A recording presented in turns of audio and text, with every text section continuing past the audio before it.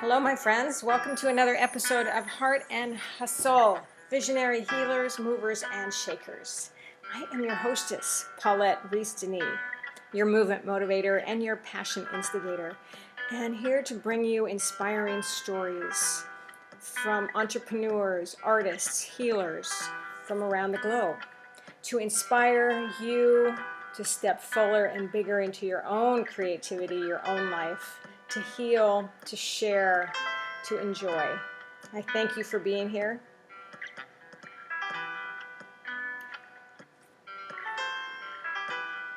Hey, my friends. Welcome to another episode of Heart and Hustle, Visionary Healers, Movers, and Shakers.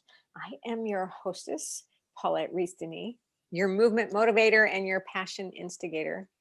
And I love to bring you people who are creating and making change in the world, as you know. Now I'm in my fourth year of this video podcast. How freaking amazing is that? And just loving sharing and networking and introducing you to people from all walks of life. Healers, movers, shakers, artists, dancers, musicians, creators, people who are living their dreams. And I love to talk about that avenue of how they go from idea to action, because that's what I'm about as your transformational business creativity coach. And who I have here today is someone who is so doing just beautiful things, very much akin to what I do. So Joyce Vander Lely, yes. I got it, is here from New Zealand. And I had the pleasure of meeting Joyce several months back when I was actually on a beautiful creative summit that she hosted. And so now I'm really glad to be able to share her with you on my video podcast. Joyce, welcome. Thank you so much, Paulette. Thank you. And everybody that is here tuning in, thank you so much for your time being here. I love sharing what I do, my story, and I'm so happy that you invited me to be here. So let's go. Let's go. Woo. So, I could read her bio and all that, but no, it's much better just to have a conversation. But what I love is that you call yourself the Artemist. Yes. You want to know why? I do. I do. It's so powerful. So yes. So the Artemist, like that's something that I get often asked. What is the Artemist and why, and what, how does that all fit in? Mm-hmm. So the Artemist is, I don't want to say it's a word that I came up with, but it's a word that I was given or that I received last year, actually during our lockdown period. Previous to that, I had been doing my online work under this name, the Fierce Female Force, which was a more powerful force, I would say. And I adopted that, or I chose to use that name right after my earthquake experience. So now in hindsight, I can sort of put it all together, and I love when that happens. When I started doing my online work after the earthquakes, I needed something that would drive me, that would hold me, and the Fierce Female Force felt right at that time. And so I moved with that, and I grew and I emerged from that place of devastation to where I am now. And already before the whole 2020 pandemic situation and all that started, I had been feeling like, is it time to let go? Do I still need that fierce force? Because we all have it inside anyway. It's just that sometimes it's like a mantra, a mantra that keeps you in a certain mind space.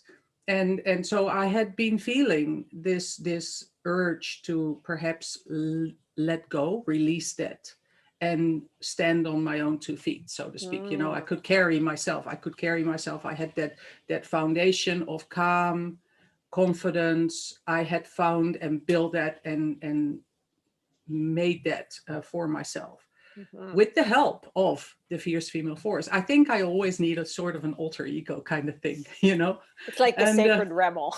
yeah. Because I can tell you, I've got one from when I was a girl, you know. But so I had been thinking that, and yeah, I've been sitting there like, what would I call myself then, you know? Because as you know, a lot of people struggle with my last name, and then I think just having a little alter ego kind of name feels right for me, has always felt right for me. Anyway, so then in a dream, I woke up one morning and I thought, the Artemist, that sounds cool, because I had read the book, The Alchemist. Right. And I felt, you know, like as an artist, as a creative, we are always playing and merging and mixing and, you know, and making weaving things magic. together. Yeah. And art, obviously, art, because I'm an artist. And then and I had been feeling more drawn to the softer feminine goddess part of myself, and Artemis. So the whole combination, art, Artemis, alchemist, you know, that fit together in the Artemis. So that's what it is. It's it's a little label, or it's a little name. Well, but words are so important. And it's Mm, hard sometimes to find the right words, you know. I mean, sometimes it can take you years, and sometimes it can take you overnight in a dream. yeah, Right? To yeah. find the words to express what you do and who you are and what you believe in and your values. I mean, everything. Well, and of course, I'm such a wordsmith, so I really love playing with words. So you call yourself a creative strategist Yeah, for yeah. Well, multi-passionate women. That's the thing too, you know. People say, what do you do? Well, I create. I create things that fit my life. I I make art. I make magic, as you said before, you know. I try to find ways that help me live the life of my dreams, and help others live the life of their dreams, or bring more of their dreams out into the world. Um, as children, we always dream, you know, we're always dreaming, and everything is always possible, and then somehow we lose that, or society takes it away, or it's just not done. And you know, and then it can live in this little corner inside of you. And after the earthquake experience, that is when I realized, what doesn't really matter, you know. I'm going to do it regardless what other people are saying, regardless what society thinks, regardless of what they say, oh, you're too old for this, or you're too, you know, or you just don't do it. Why not, you know? Things can just be taken away in an instant, just like that. When these earthquakes happened, and when I was in the center there, it's surreal, and it makes you realize, it's like, you know. So some of our listeners might not know what you're talking about, the earthquake. So you want to give me a little synopsis? I'm originally from Holland, a little country in Europe, and in 1995 I decided to move away to the other side of the world. So I live in New Zealand. That was a kind of a leap of faith thing. There you go. Yeah, looking for a better place. Why did you pick New Zealand? Why the move? Why the move? So I traveled a lot. I worked really hard in jobs. I've always done the arty things, and then the normal jobs, and then the arty things, and then the normal jobs, because, you know, I've always been pulled back into how it should be, you know. And I think a lot of women can resonate with that. There's a lot of us that like to be the good girl and, you know, please others. So I've done that. I marched in other people's you know, steps, and then I would try, you know, I wouldn't be happy, and then I would try my thing again, and then I would be pulled back because of financial reasons, or because of other people saying like, you cannot make a living doing arty stuff, and all that. So it's always been a roller coaster. It's always been a slalom. It's always been a dance. And you like dancing, it's like, I always find these metaphors. It's always a swaying motion or an up and down kind of motion, But so I worked really hard to escape, basically, or I found out that that was probably the thing I was doing. I worked really, really, really, really hard, making money, and being able to go on a holiday, go on a trip, go on adventures. So I traveled a lot, and every time I got back, we didn't have digital photos then, so I would have my films developed and photos printed, show to everybody, all my loved ones or my family, and then it would be time to pick the next destination, and after a while it's like, what am I doing here? I'm just really basically escaping. By the time I land and I have my photos, then I'm planning to go away again. So maybe it's time, because when you travel you see so many other lovely places in the world, and then maybe it's time to find a place where I feel more calm and at ease to just stay, maybe find a better place in the world to live. And so that's why my partner and I started looking around where to go, and we ended up in New Zealand, a little bit by default, because we went to the Australian embassy to find information about Australia. And the lady that helped us came from New Zealand originally. They were flatting inside the Australian embassy. And she helped us. And so she said, here's some information about New Zealand too. Maybe you like that. Yeah. Yeah, so that's how we ended up here. So you're in the South Island? Yes. And so then we you were moved to hit the with South the Island. earthquake. Yes. Yeah. We moved to the South Island because when we decided to go to New Zealand, a lot of people said, oh, don't go to Wellington because they have earthquakes there. The South Island is bigger. There, no risk. So we basically went and lived in one of the big cities. We were in Christchurch. And, yeah. And I've been there. Yeah, it's beautiful. It is beautiful. And nobody expected to have any earthquakes there ever. But yeah, then they happened. And I was in the middle of town, middle of the city. It was really like a crazy experience. Still, if I think about it, it is almost like I can see myself walking there. It's almost like you rise above and you see yourself. Yeah, so I guess I just needed to be there and needed to experience that, because the earthquakes have moved me into doing a lot of the things that I do now, and really trusting that it is okay to do that, That's so beautiful. I mean, to take something that could be so horrifically scary and tragic and let it lead you into what was next. But that's what happens so often, and you probably have something like that as well, Paulette. That your shadows show you opportunities, or the things that the dark moments in life usually highlight the shiny bits, and I think that's why you need to experience something sometimes to open your eyes, or to turn your head, even to turn your head into that direction. And otherwise you just might be walking past it.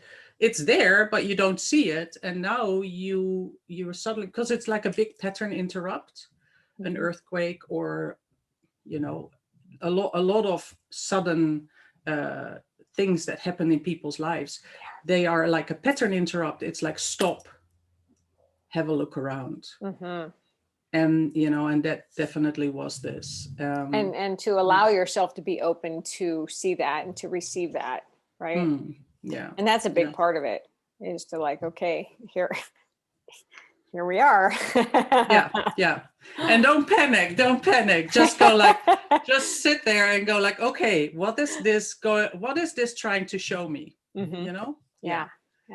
I mean, the because universe has a great way of doing that. no, I know, because really, it's always nice to, to analyze things in hindsight, and but it is also a good way to understand. So when I look back now, if those earthquakes would not have happened, I would still have been running around in this hamster wheel that I had recreated. I left Europe because of certain reasons, because it was so busy, and because it was so, it was like a big hamster wheel, like continuous. Why did I want to leave? What was I looking for? And what was I doing? When I came to New Zealand, I was recreating my hamster wheel. So the earthquakes really showed me, like, hey, hello, this is not what you were here for. Quit that. Yeah. So but sometimes those things you can only understand when you look back at what had happened, and yeah. Wow. So what I want to know is, so have you been creating art all your life? I have been creative. I have been expressing myself creatively all through my life, ever since I was a little girl. I've also been dreaming all my life. I had my little first alter ego from when I was a young girl. I still carry her with me. I will never give her up. She's Pippi Longstocking. I used to dress up as her. Did you really? Woo, yes, pigtails. Yes, yeah. I have a beautiful, I will send you the photo. Okay. Yes. So she's still with me, and I still, there are still situations where, when life and situations seem dire and everything is just, whoa, then I think, like, what would Pippi do? Because in Pippi's world, in Pippi's life, everything was always possible, and she always aimed to have fun while doing whatever she was doing. If the house needed cleaning, she would strap on the scrubs underneath her feet, and make it like a skating exercise. Oh my God, I'm going to have to revisit Pippi Longstocking. Yeah, cool. But it's just silly. It's just silly. But I also think that it keeps the child inside alive, and the curiosity, childlike curiosity. Oh, I love that word so much, curiosity. And I think, regardless of your age, it doesn't really matter if you can keep your curiosity, I struggle about curiosity alive and kicking inside of you, then everything is just so much more fun and so much more interesting, and yeah, you will see that there are more possibilities and more opportunities there for you. Yeah. So I've always created, but as I said before, I've also been pulled back to do the normal thing, to get the normal job, just get a regular job, because nobody makes money doing anything creative, yeah. It's a myth. It's a myth. So I'm a thriving artist now. I'm not a starving artist. I'm a thriving artist. Yay. Yes, you are. And you are making great things happen in the world. And so how has that evolution been for you, from being the artist to now being the leader and the coach for other creatives? So that has just organically emerged, developed, grown. The first thing was that I had still been struggling. Do I call myself an artist, or am I just an artist in my free time? What is your title? Everybody's always so hung up. Everybody's always so hung up on what do you do and what is it that you do, and for a living. Obviously, that's the addition that comes with it.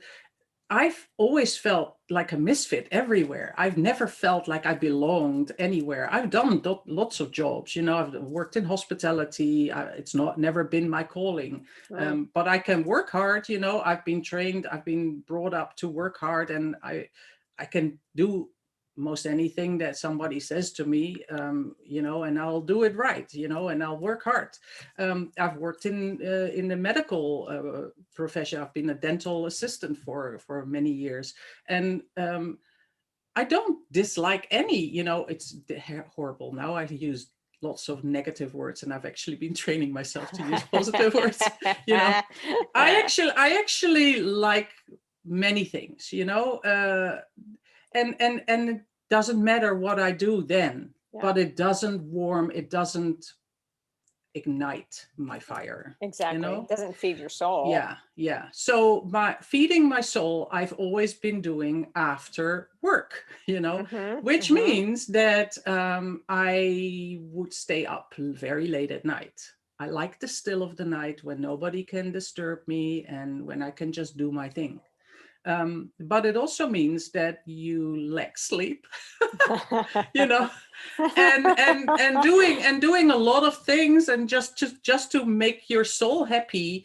I was very tired for many years, and working myself to burnout to try and feed myself and feed the expectation of how you have to appear in the world. And that's just very, very tiring. It drained my battery very much so. A lot. Yeah. I thought I'm right there with you. Yeah. So I think for me to make that leap of faith to move away, because I still love my family. I had no quarrels with my family or whatever, or anybody, no problems there. So it was just purely to satisfy my adventurous spirit to move away to another country. I think it was my first step in trying to make it happen for me to actually live listening to my soul and to my spirit. But then, as I said, I recreated the hamster wheel because that is something that I knew to do. And that is being comfortable in an uncomfortable situation kind of space.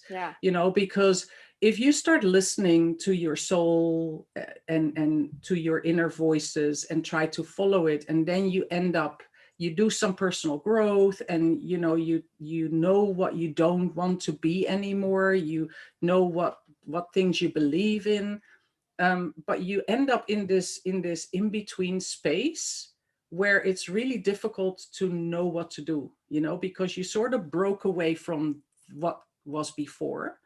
And then the future bit is still uncertain, and you may not have found the right mentors or guides there. So then you're by yourself in this in-between space, and then what do you do? And that is where a lot of people, and including myself, fall back to what you're used to, because that is something how to go back to the comfort zone. Yeah. So that is that hamster wheel that I was recreating, because I hadn't really made the firm connection to my new part of the journey yet. And that is, and the earthquakes, I think, because it also it goes up and down, or sideways or whatever. Sometimes you feel more closely connected to where you're aiming for, what you're really wanting to achieve in life, and then it's like you move back a little bit. It's growth is like that. Growth doesn't always just go like that. It goes in stages, and you so got to go down to go up.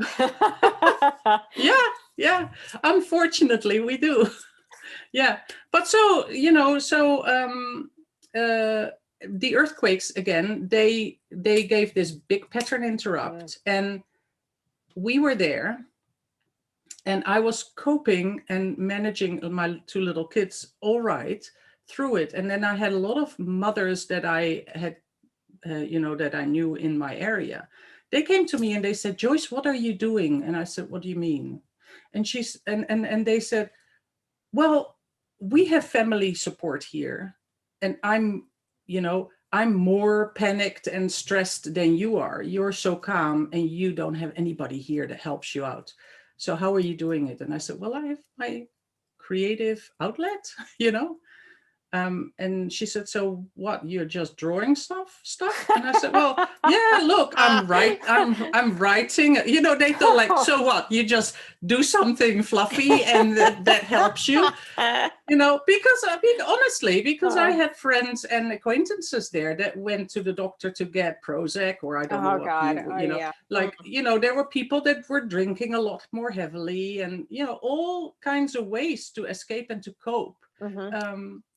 Very, very many stressed people around, honestly. But I just filled my pages of my journals, writing stuff, painting, doodling, and trying to make sense of it all. And so I explained that, and I said, look, this is what I do. This is my medicine. This is what I use for healing. And so I had a little group of other women, and they said, can we do it together?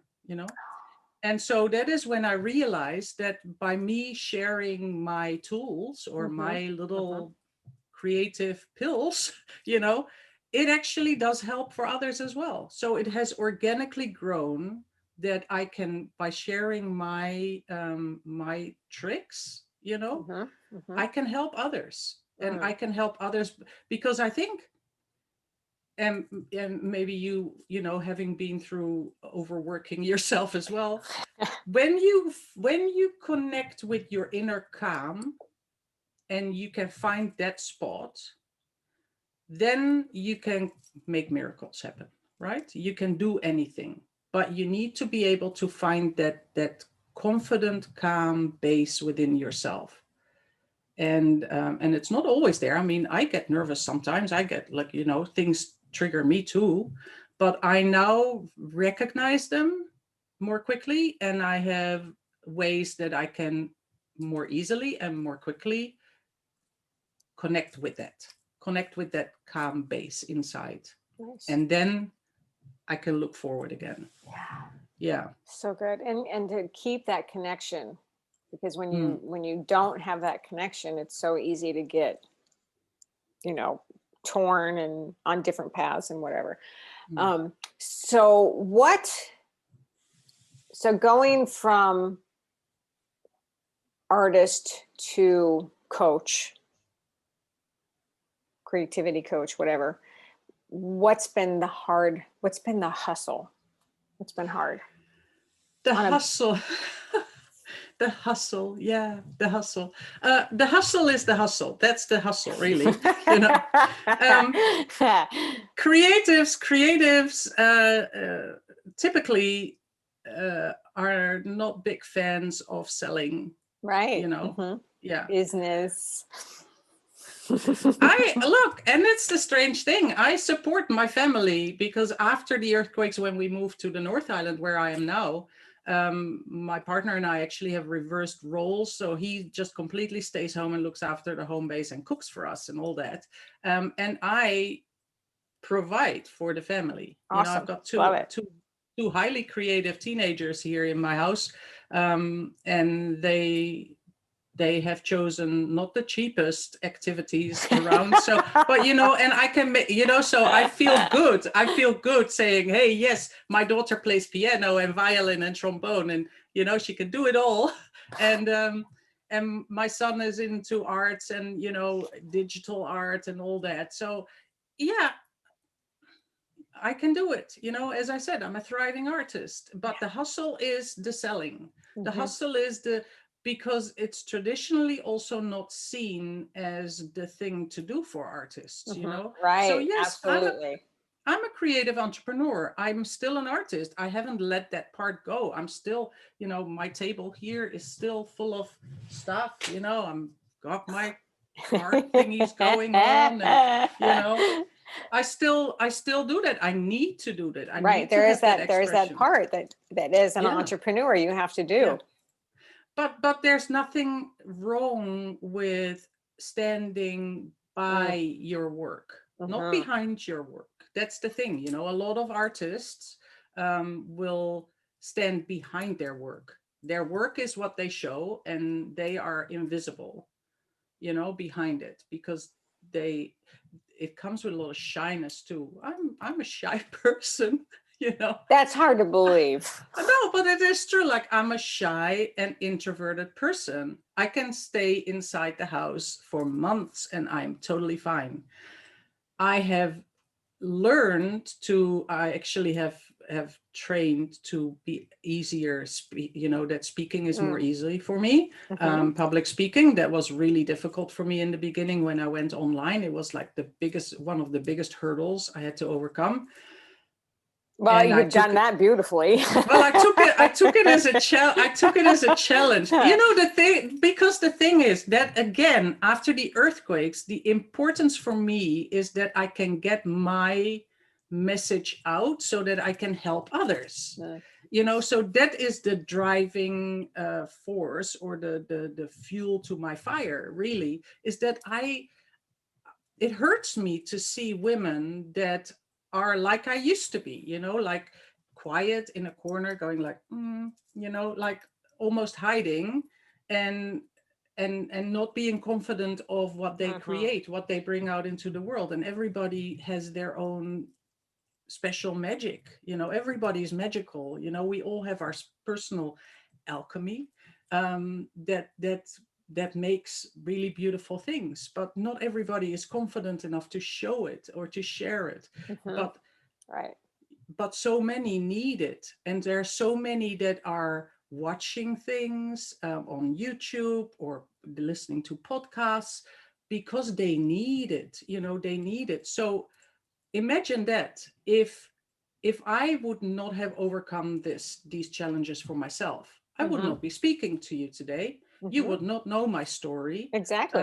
And there will be people listening now that take inspiration from my story, and that something in my story might help them, might trigger them to take a little action. Right. And that is a step in the positive, in the And that's positive why I realm. make this podcast. Well, exactly. Yeah.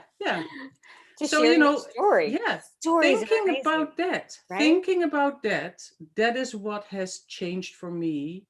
That is what makes the hustle maybe easier. It's still, you know, the whole marketing thing, the whole pushy, salesy stuff is still not me. And I am constantly trying to find other ways to make it more the way I would like to see it, because actually certain types of selling, and even the things that I might like, perhaps they rub me the wrong way, and because of that I will not buy. Right. So Which is sad on so many ways, because it could be like the most beautiful thing, but yeah, if you don't find a way to market yourself, to sell yourself, yeah, to offer what you have, people will hear it in the wrong way, or yeah. in the wrong words, or and I think that's the hardest part of being an entrepreneur. Yeah. Well, especially for women entrepreneurs, I think, especially for creative entrepreneurs, because, as I said, creatives don't usually gel with the whole salesy bit. It's two different things. Creating comes from within. Selling is more the masculine part. But see, we can change that. We need to change that. Yeah. We need to change Yeah. that. Yeah. We need to change that. We can sell. We can. Well, It's I even okay to find sell that ourselves. selling from the heart is also like, what is it? It's actually not selling. It's an exchange of energy. If I see an artist creating something beautifully by hand, I am willing to give them my money, because that seems to be the thing that is the energy transaction at the moment, for their creation. Maybe in the olden days it was a whole bag full of shells. I don't know, pretty shells. But that's the thing that I find, and I'm sure you do too, is that especially with women, they're afraid to do that. They're afraid of that energy exchange. Yeah. Oh, I can't afford it. Oh, I can't do that right now. Or instead of going, okay, this is just this beautiful exchange, and I give out and I receive, and I give out and I receive. But you know what the difference, like, I cannot afford it right now. You know what that says? I don't value myself enough Exactly. Because it's not, if you decide to purchase or to exchange your money for a service, Hmm. you receive the service. So actually, you're Hmm. putting that energy into yourself. Yeah. Right. Oh, totally. So it's not really, I'm giving this person my money. No, I'm you honoring are. myself. Yes, yes. And that is the difficulty, that's the difficulty, because money is like, oh, I'm paying a bill, it's like gone. It's like this what I have here now is being paid for something, and then it's gone. But Hmm. when you invest in a mentor or a course or something, you get something in return. It's actually to yourself. And I think that is something that women need to start to understand, and that they also value themselves, and this self-worth is such a hard thing, eh? Because it's constantly, you think like, oh, I'm not worth that. I can do without, Right. Or, I mean, on the other side of that, it's like, oh, I can't stand up and highlight myself because it's egotistical or Yeah. selfish or whatever. And it's like, no, baby, stand up and shine. I want to Hmm. see what you do. I want you to bring your gifts to the world. Yeah. Right. Yeah. Yeah. And so I think at the moment, and it's been going on for years now already, but it's growing and growing, and I know everybody can feel this, is that women are coming into more power, Oh, you know? yes. Yeah. And Totally. so here I am in New Zealand casting my little red threads, and you're catching mine, and you're throwing another one. And so this way Mm, we're creating this safety web around Mother Earth. mm, Needs our mm. love and attention, and I think that comes from us women. If we allow ourselves to tap into our core wisdom. Mhm. I just heard something, and it was really interesting. This person said that our souls are recycled, and that is, I love recycling things, Mhm. but I've never heard anybody say our souls are recycled. So it means like our souls have had previous lives and previous wisdom so if we can tap into all that knowledge, all that core wisdom inside of us, but we need to just listen and share our stories. As you said, stories are so important. Share our stories so we can pick up, because when you tell a story, there may be some things that go in my head, they go like, oh, there's that connection. Oops. And that may be not me now, but that may be one of my previous experiences Mm. that connects with that part of your story. And that is how we create that stronger web that is Mm. gonna save us. I So, believe this. I believe so this. beautiful. Oh my God. I'm just like Yeah. all tingly right now. That's great, Joyce. Joyce. What a great conversation. I think we could talk until next week. Oh, yeah. But We'll do another one day. yeah, we Yes. will. Absolutely. So, any last words of wisdom to share? You've already shared so many great things. Any last words? Let let go, release of the things that Mm, keep you stuck, or that keep you from moving forward.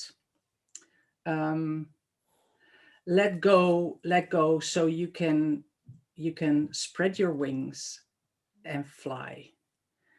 And fly. And if you ever have been on the side of an ocean shore, where you can see the horizon, or on top of a mountain where you can see over, you can see that the space is infinite, and just imagine yourself opening your wings mm, and take flight and soar.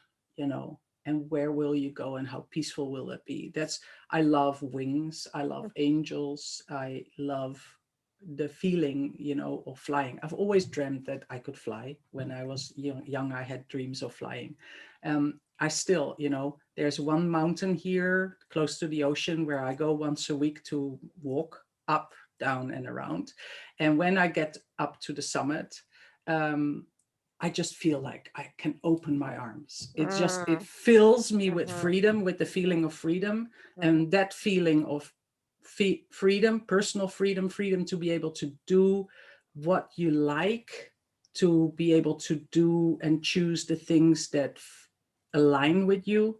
That is my continuous quest in my life, and that I help others with, to get to that place where you can feel free. And that the possibilities are endless and the space is infinite, because it is. And so it is. And so it is. Oh, Yeah. All right, my friends out there in Heart and Hustle Land, breathe that in. Breathe in that feeling of freedom and soaring and just being lit up. Whew. Yeah. Joyce, thank you. Oh, Thank you're you welcome. so much. You're so welcome. Thank you for spending some time with me. And thank you everyone out there for spending time with us. So glad to introduce you to Joyce. And I'll put all her information, of course, in the blog post and her contact and the Artemist. Yes. I just love that so much. I love it too. Yeah, that's good. Yeah. That's so good. And many blessings to you all, and get into that beautiful creative zone of genius. Yes. And shine And your find light. your wings. Find your wings. Yeah. Yeah, woohoo! All right, my friends, thanks for being here. And until next time. Thank you.